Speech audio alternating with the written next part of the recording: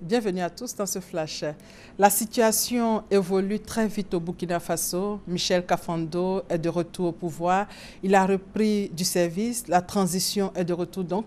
Michel Kafando a même fait son premier discours ce matin.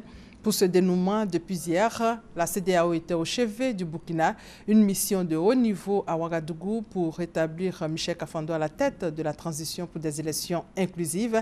C'est l'une des décisions majeures du sommet extraordinaire de la CEDEAO tenu à Abuja, la capitale du Nigeria. Le président Alassane Ouattara a participé à cette rencontre.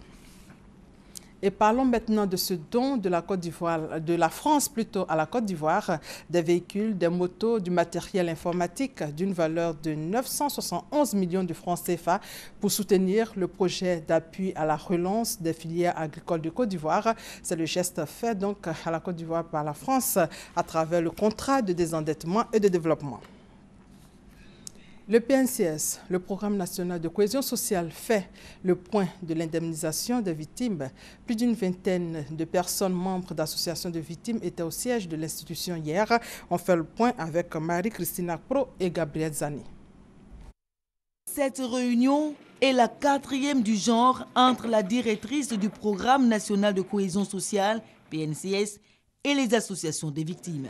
Marietou Koné fait le point du processus. Elle annonce que 1000 ayants droit de victimes ont reçu la somme d'1 million de francs CFA en guise de compensation. Des gens qui ont perdu la vie, et donc ce sont des victimes. Donc leurs ayants droit ont reçu symboliquement un chèque de 1 million de francs CFA pour le Yako de la nation. Ça, c'est ce qui concerne les personnes décédées. Maintenant, il y a également les personnes qui sont blessées. Pour l'instant, 82 blessés ont reçu des soins. Les personnes qui ont subi des traumatismes physiques et psychologiques seront prises en charge jusqu'à leur guérison totale, souligne la directrice du PNCS.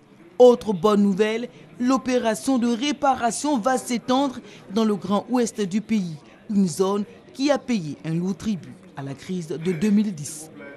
Nous allons à l'intérieur du pays et du 3 au 7, nous serons dans la région de l'Ouest.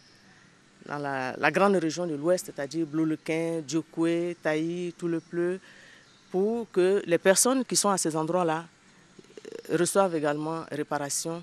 Toutes ces informations ont été données ce lundi aux représentants des associations des victimes pour les rassurer de l'effectivité de la réparation des torts.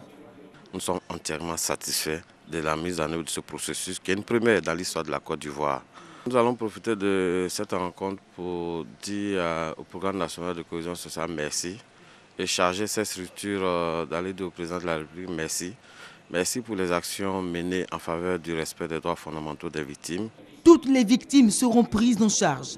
Pour le PNCS, ces rencontres qui visent à faire le point du processus obéissent à une démarche de transparence.